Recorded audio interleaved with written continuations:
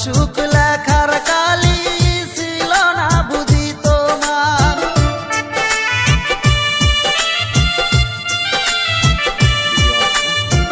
কোন কলমে লেখছো বিধি ভাগ্যটা বলো আমার, আমার সুখ লেখার কালি ছিল না বুঝি তোমার।